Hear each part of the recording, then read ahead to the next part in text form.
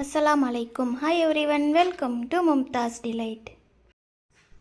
நான் இன்னைக்கு என்ன செய்ய போகிறேன்னா ரம்ஜான் ஸ்பெஷல் டெசர்ட் தான் செய்ய போகிறேன். ரம்ஜான் நல்லா பிரியாணி சாப்பிட்டு ஒரு சூப்பராக சில்லுன்னு ஒரு டெசர்ட் சாப்பிட்ணும் அப்படின்னு நினைக்கிறவங்க இருப்பீங்க இல்லைங்களா, அவங்களுக்காக தான் இந்த டெசர்ட்டு.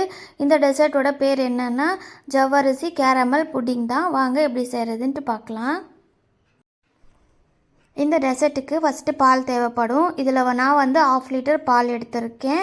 இது வந்து காய்ச்சாத ஃப்ரெஷ் பால். இதுக்கு மேலே வந்து 1/2 கப்பு சுகர் போட்டு நல்லா பொங்கி வந்ததுக்கப்புறம் ஹாஃப் ஷிம்மில் வச்சு ஒரு 15 மினிட்ஸ் வந்து நல்லா திக்காகிற வரைக்கும் நல்லா கொதிக்க விடுங்க.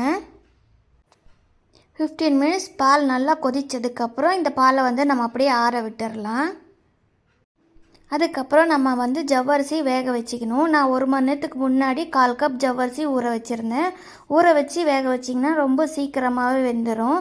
சின்ன சைஸ் ஜவ்வரிசி இருந்துச்சுன்னா இன்னும் நல்லாயிருக்கும் பார்க்கவே. இது வேக வச்சு நம்ம வந்து ஃபில்டர் பண்ணிக்கலாம். ஃபில்டர் பண்ணிவிட்டு 2 டைம் வந்து நார்மல் வாட்டரில் நல்லா அதை வந்து அலசி எடுத்துக்கோங்க.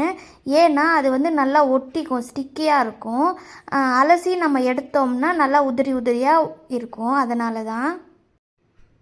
இது அலசி எடுத்ததுக்கப்புறம் நம்ம வந்து காய்ச்சி ஆற வச்சுருக்கோம் இல்லையா பால், அதில் போட்டு நம்ம மிக்ஸ் பண்ணிக்கலாம். இப்போது கேரமல் பண்ணுறதுக்காக 5 டேபிள் ஸ்பூன் சுகர் எடுத்து நம்ம ஒரு கடாயில் போட்டுக்கலாம். நல்லா ஒரு திக்கான பாட்டம் இருக்கிற கடாயை எடுத்துக்குங்க. எடுத்துட்டு ஷிம்மில் வச்சே இது வந்து நம்ம கேரமல் பண்ணிக்கலாம். சுகர் எல்லாம் கடாயில் போட்டதுக்கப்புறம் நீங்கள் வந்து ஸ்டவ் ஆன் பண்ணுங்கள். ஸ்டவ் ஆன் பண்ணிவிட்டு அதுக்கு மேலே வந்து சுகர் போட வேண்டாம், ஏன்னா கடாய் வந்து ரொம்ப ஹீட் ஆகிட்டு. சுகர் பார்த்திங்கன்னா இப்போ லைட்டாக வந்து கேரமல் ஆக ஆரம்பிச்சிருக்கு. நீங்கள் வந்து சுகர் போட்ட உடனே மிக்ஸ் பண்ணி விட வேண்டாம். அது பாட்டுக்கு வந்து அதுவே மெல்ட் ஆகி வந்து கலர் சேஞ்ச் ஆக ஆரம்பிக்கும். இப்போது முக்கால்வாசி சுகர் வந்து நல்லா கேரமல் ஆக ஆரம்பிச்சிருச்சு. இப்போ வந்து ஒரு கரண்டி வச்சுட்டு நம்ம மிக்ஸ் பண்ணி விடலாம். இப்போவுமே வந்து ஸ்டவ் பார்த்திங்கன்னா ஷிம்லேயே இருக்குது. எக்காரணத்து கொண்டும் கேரமல் பண்ணும்போது ஹையாக வச்சுருக்கவே கூடாது. வச்சிங்கன்னா சீக்கிரம் கலர் வந்து சேஞ்ச் ஆகும். ஆனால் சுகர் வந்து பார்த்திங்கன்னா மெல்ட் ஆகாது. அப்புறம் வந்து கசப்பான ஒரு டேஸ்ட் வந்து அதில் வந்துடும். இன்னும் வந்து ஒரு ஷிம்லேயே வச்சிங்கன்னா நல்லா தேன் கலரில் வந்து மாறிடும்.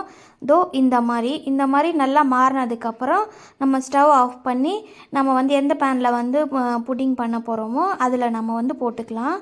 நான் வந்து ஒரு பிளேட்டில் தென் வந்து கப்பில் பண்ண போகிறேன். அதனால் வந்து கொஞ்சம் வந்து பிளேட்டில் அப்புறம் கொஞ்சம் கப்பில் போட்டுக்கிறேன். பிளேட்டில் போட்ட உடனே சீக்கிரம் வந்து ஸ்ப்ரெட் பண்ணி விட்டுடுங்க. அந்த பிளேட்டை வந்து கொஞ்சம் சாய்ச்சி ரவுண்டாக நீங்கள் இது பண்ணிங்கனாவே ஸ்ப்ரெட் ஆகிடும். இது வந்து போட்ட உடனே பண்ணணும், இல்லைனா அடுத்த செகண்டே வந்து கேரமல் வந்து கொஞ்சம் திக்காக ஆரம்பிச்சிடும். அப்புறம் ஸ்ப்ரெட் பண்ணுறதுக்கு ரொம்ப கஷ்டமாக இருக்கும். பிளேட்டை விட நீங்கள் ஒவ்வொரு கப்பில் வந்து போட்டு வச்சிங்கன்னா சர்வ் பண்ணுறதுக்கு கொஞ்சம் ஈஸியாக இருக்கும். இப்போது கேரமல் வந்து செட் ஆகிற டைமில் நம்ம என்ன பண்ணலாம், 2 முட்டை எடுத்திருக்கேன். அதில் வந்து 1 டீஸ்பூன்னு வெண்ணிலா எசன்ஸ் போடுறேன். வெண்ணிலா எசன்ஸ் இல்லைன்னா ஏலக்காய் தூள் கூட நம்ம போட்டுக்கலாம். போட்டுட்டு இந்த விக்ஸ் வச்சு நல்லா வந்து மிக்ஸ் பண்ணி விட்டுடலாம். பால் வந்து ஃபஸ்ட்டு நம்ம காய்ச்சும் போது நல்லா திக்கான அளவுக்கு நம்ம காய்ச்சிடணும். அதனால தான் நான் வந்து 2 முட்டை எடுத்திருக்கேன். இல்லை கொஞ்சம் லைட்டாக தண்ணியாக இருக்குது அப்படின்னா நீங்கள் 3 முட்டை எடுத்துக்கலாம். இப்போது எக்கை வந்து நல்லா அடித்து எடுத்தாச்சு. இப்போ நம்ம காய்ச்சி ஆற வச்சுருக்கோம் இல்லைங்களா, அதில் வந்து இந்த வந்து எக்கோட மிக்சரை வந்து போட்டு நம்ம மிக்ஸ் பண்ணி விடலாம். கண்டிப்பாக பால் வந்து ரூம் டெம்பரேச்சரில் ஆறி தான் இருக்கணும். சூடாக இருக்கும்போது எக்கு போட்டிங்கன்னா எக்கு வந்து வெந்துடும்.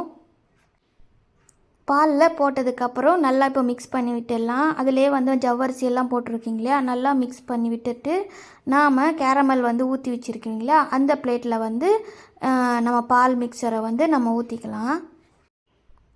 இப்போது நான் வந்து ஒரு கப்லையும் கேரமல் வந்து போட்டிருக்கேன். அதில் கொஞ்சம் பால் வந்து ஊற்றி வச்சுருக்கேன், அதுவும் காட்டுறேன்.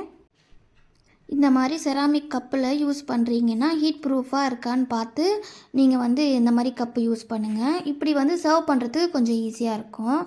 நான் இப்போ இட்லி பாத்திரத்தில் தான் இது வேக வைக்கிறேன். உள்ளே கொஞ்சம் தண்ணி போட்டு இட்லி பிளேட்டை வந்து கவுத்து அடித்து வச்சுருக்கேன். அதுக்குள்ளே வந்து நம்ம வந்து பிளேட்டு வந்து உள்ளே இறக்கி வச்சிடலாம். இது பிளேட்டுக்கு மேலே வந்து ஒரு மூடி போட்டு க்ளோஸ் பண்ணிவிடுங்க. அப்போ தான் வந்து தண்ணி உள்ளே விழுகாமல் இருக்கும். இந்த மாதிரி போட்டு மூடியெல்லாம் போட்டு க்ளோஸ் பண்ணதுக்கப்புறம் 1/2 அன் ஹவர் வந்து இது வேக வச்சு நம்ம எடுத்துக்கலாம். நல்லா வெந்ததுக்கப்புறம் அப்படியே 1/4 மணி நேரம் ஸ்டவ்லேயே விட்டுடுங்க, எடுக்க வேண்டாம். எடுத்ததுக்கப்புறம் 1/4 மணி நேரத்துக்கு அப்புறம் எடுத்து ஃப்ரிட்ஜில் ஒரு 1 மணி நேரமோ 1.5 மணி நேரமோ வச்சு அதுக்கப்புறம் டீமோல் பண்ணிக்கலாம். இந்த மாதிரி பண்ணாக்கா சூப்பராக டீமோல் ஆகி வெளியில் வரும். இப்போது இந்த புடிங்கை கட் பண்ணி காட்டுறேன் பாருங்கள், எந்த அளவுக்கு சாஃப்டாக இருக்குது. கத்தி உள்ளே இறங்குறதே வந்து தெரியல, அந்த அளவுக்கு சாஃப்டாக இருக்குது.